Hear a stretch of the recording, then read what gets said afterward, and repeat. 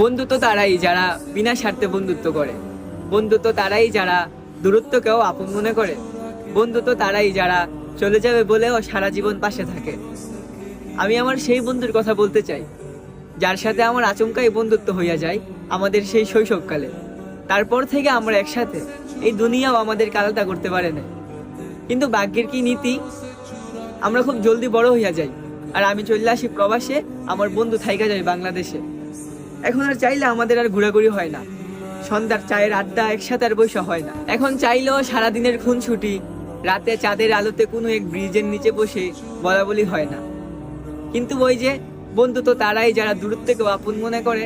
আমি জানি আমাদের মাঝে যত দূরত্বই থাকুক, আমাদের বন্ধুত্বের মাঝে কখনো ফাটল ধরবে না। আর আমি বন্ধু তরে কিছু কথা বলতে চাই। তুই আমার জীবনে আসা প্রথম বন্ধু, যারে আমি বন্ধু থেকে বাই মানি বেশি। তুই আমার জীবনে ছিলি, আছত, আর সারা জীবন থাকবি। আর বন্ধু, আমি তোরে খুব মিস করি রে। আই মিস ইউ বন্ধু।